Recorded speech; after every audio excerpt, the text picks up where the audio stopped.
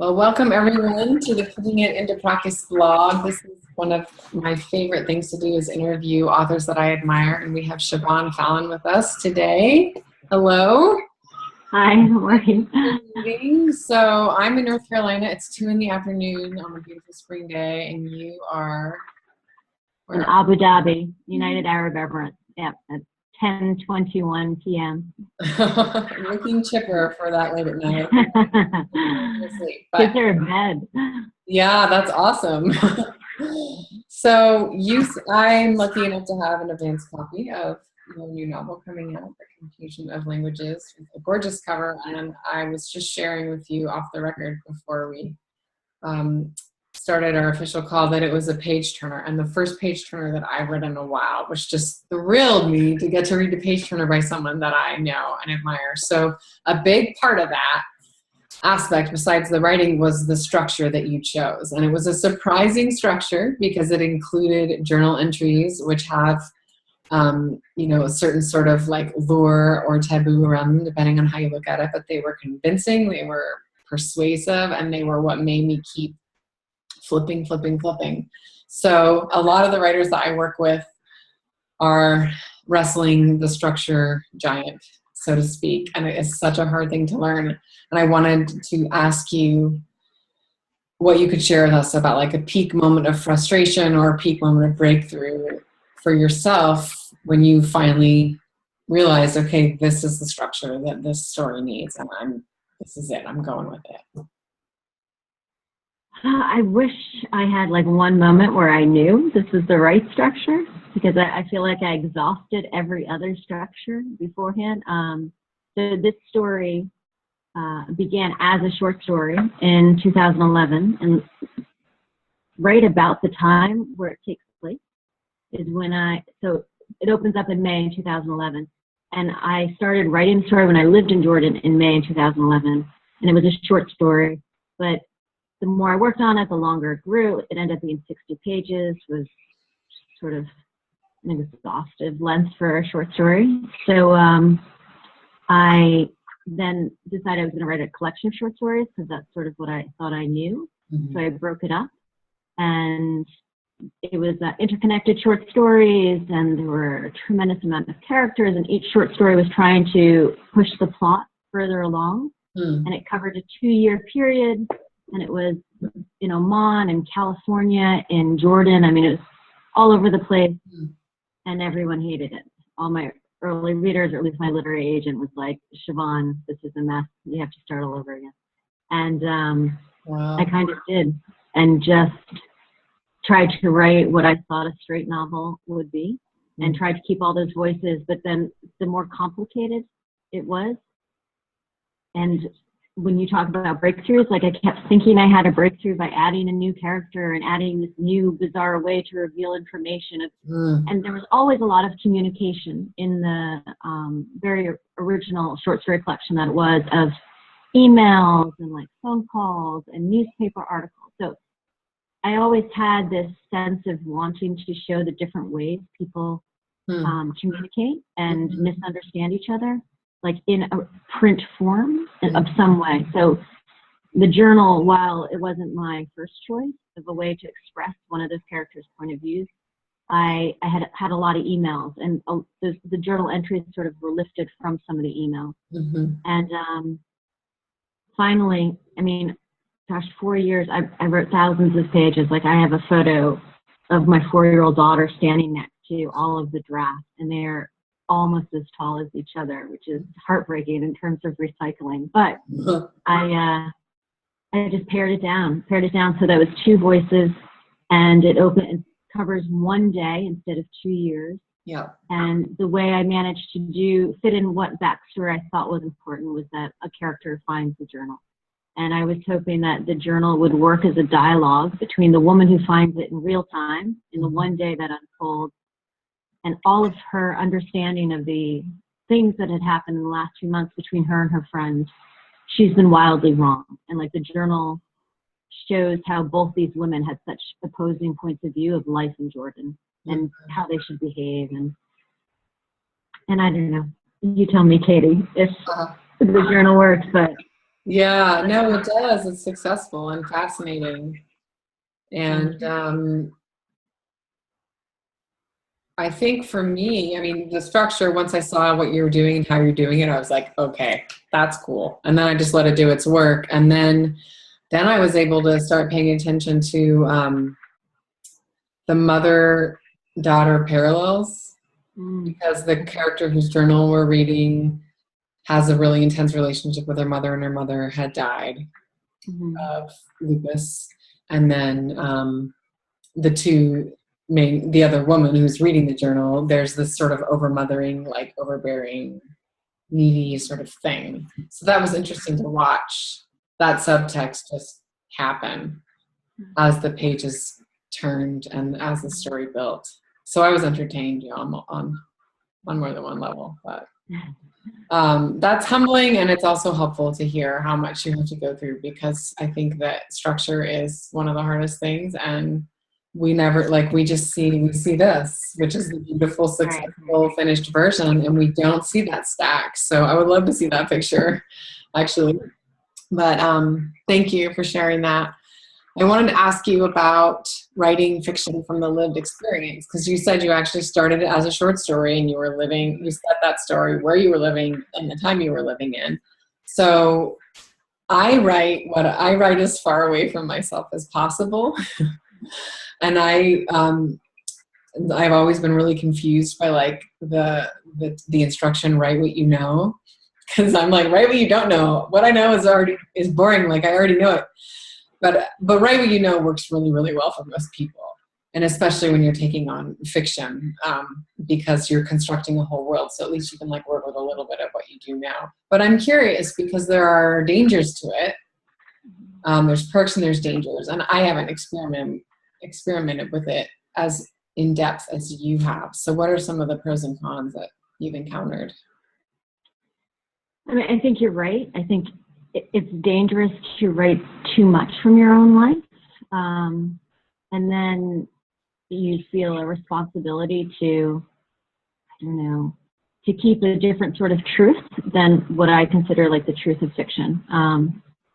So for me, writing from my own life, it's more of like these basic details. I love place, and I can't imagine writing, I don't know, something that's like insanely science fiction, because I just love the details of the strange places I've already been. And I always keep some sort of journal or just notes of bizarre things. I mean, my husband's in the military, so we travel around a lot, and it's part of, I don't know, the adventure they're all telling me that I'm on. And I am. It's fantastic to see all these new places, but to take that part of it, like these new cultures, and I mean, something as different as Texas, which sounds ridiculous, but I'm from New York, like, or just a military place at like West Point in New York. It's so different than a normal town outside of a gate. So just those strange details, like I'm fascinated by them, so I love to shove them into my fiction. And I'm talking about like street names or the food at certain restaurants that I'm on, like at a shawarma stand outside on the Sixth Circle or something. Just those details to me are more important than the plot, like following somebody's actual life, and that's the art of fiction writing, right? Is that real life is too weird and bizarre to actually try and shove it in a book. I mean, you have to tamp it down a little. So I see what you mean, and I think it could be a danger to try and use a real life situation and then riff off it. So for me, it's just more the moment. I don't know, and that's what's fun. That's a lot of the fun part of my writing, I think, while I'm doing it. That makes a lot of sense, and that actually makes me wonder if some writers who I've talked to that struggle with writing fiction based on the lived experience, if what they're basing it on isn't something fun, I wonder if that is where they run into challenge. I don't know, but I hadn't thought about it as like that the sort of emotional tone of what you're basing it on sort of matters as well. I mean, if it's fun, take that, because right. fun wherever we can get it, since writing is already hard enough. Mhm. That's Well, yeah, and I mean, I guess that's also one of the dangers, though, of people assuming that if you write too much, and this happens to me because I write about places where I've lived, people assume that the things that happen in my stories or my novel, of course, like I have lived them, or I'm talking about somebody I actually know who's gone through those things. So that's kind of a pitfall and a blurry line between fiction and, like, I don't know, creative nonfiction or something, probably. Yeah. Yeah, the assumption is, so it's like, oh, she must have been there and she lived in that country, so she probably took a detour there and whatever. Yeah. Yeah. That'll be interesting. I'll be curious to check back in with you and hear how that comes out on your forthcoming tour. Which, since I mentioned it, when do you start? When does the official book come out? In June, right? June 27th. It comes out, and I'm in Chicago. Okay. Yeah. Oh, that is a good city to start in. I know. The bookstall, best indie shop, or one of the best indie bookstores, and I'm very excited to start there. That's awesome. You're going to have a blast. Okay, well, I have two more questions for you. The third, the one I want to ask next is about a tiny moment. So I ask every author that I interview about a sort of flash moment in their life that stayed with them forever, or maybe there was a before and an after, and just something that you saw or felt or lived that you'll never forget in a flash. There's a moment, and I feel like it had an impact on writing The Confusion of Languages. My husband was invited to a wedding in northern Jordan in Kerak, and he had worked with a Jordanian officer, and it was this Jordanian officer's brother who was getting married. So my husband knew Hani, the brother of the groom, but of course I knew nobody, and I went to this wedding, and Hani, the Jordanian officer, had this wife, Ida, who took care of me. And I think there's a stereotype of Arabs being very welcoming, and this idea of like bringing people into the Bedouin tent and giving them tea and, being good to your guests. And I knew that from my life in Jordan, and people were wonderful and they were always very generous. But during the meal, there were these tremendous platters of menses, which is just these chunks of lamb that have been simmered in yogurt, and it's thrown over rice and onions and potatoes and everything else. And I had no idea how to eat it, and there were no utensils. So we're all sitting on the floor, and like I'm dressed for a wedding. I'm wearing a dress, but I'm also wearing my coat because I'm afraid to take off and show I have cap sleeves. Like all the women are still covered. And this woman, Ida, sitting next to me, she was using her hands and hand-picking all of the best bits of the lamb and putting them in my mouth. Wow. Because she could just tell I didn't quite know what to do. And just that moment of this total stranger feeling that she had to take care of me to that extent, that she was hand-feeding me. I mean, that would never happen in the West unless you're an invalid or like your 6-month-old son, right? Like, who puts food in somebody else's mouth, or like a lover, just, I don't know. And just the walls kind of went down, and it made me kind of rethink, like, what we consider a stereotype is actually this very real motivation, of Arab guests to make sure that, Arab hosts to make sure their guests are really welcome. But to the extent of getting the best bits, I mean, I was a stranger at this wedding, so I think of that moment a lot, and I wanted to stay true to that in writing the book. And I think of it still, I'm in a different country, but I'm in the Middle East, and feeling that these people have that in them, I don't know, it changes the way I think I thought of the Middle East in general. So. Absolutely. Yeah. Oh, that's awesome. Thank you for sharing that. It's beautiful. Yeah. That's one of those things that's better not to have a picture of, to just have it in your mind. Yeah. For sure. So I want to end with hearing about what you're reading, or what It doesn't even have to be right now, but if it is right now, that's fine. Just what has rocked your world lately that you're reading and you're like, wow, that's the one. I just finished Valerie Trueblood's collection, Criminals. Have you heard of it? Well, I've heard of it. Okay. And I love her. She's an amazing writer. She has a couple collections of short stories and a novel out. But this new Criminals just blew my mind. And we have an embassy book club. And when it was my turn to host 2 weeks ago, like I had chose that book to discuss because it's incredible. And one of the reasons it especially resonated with me is she's got this story. And it's called Skylab, and it's set in Malaysia. But it's about an expat husband and wife who moved there. And Malaysia is a predominantly Muslim country. And so the wife there, who is sort of the trailing spouse, as we say, I don't know if you're familiar with that term, but she's not the one with the job. So she's kind of flailing around, which is what my character is going through the same thing. It's like not having that daily purpose of a 9-to-5 job to root them into this strange culture, just so they have less footing. But in 30 pages, Valerie Trueblood does everything I wanted to do in my 300-page novel.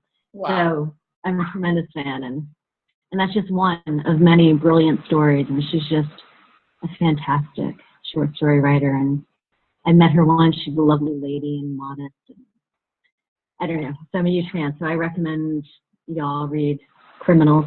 Great story collection. Awesome. Thank you. Do you remember? What are you reading? Oh, I'll tell you. What's the name of that one story? The name of the one, it was Skylab. Okay, Skylab. Yeah. I just finished Difficult Women by Roxane Gay. And it is indeed about difficult women. It's intense. If you ever need to learn how to write a sex scene, read that book. Any kind of sex. Do I need to learn that, Katey? Probably not. Is that a pointed criticism of my book? Yeah, no, she nails it. She's not afraid. There might be sex in every single story, but it's tough. Some of the material is really tough. And then I just switched gears completely, and I'm reading Baron Wormser, the former poet laureate of Maine, right now. So writing that on yourselves. Yeah. Well, thank you so much for your time. It's wonderful to celebrate your work in this way and to see you, even though you're miles and miles away. And I'm jealous. I have a really good group of friends in Chicago, so I'll try and send them all your way. I'm already jealous of them. That will be getting to see you. That'll be a real treat. So thank you very much. Yes, thank you. Great to see you.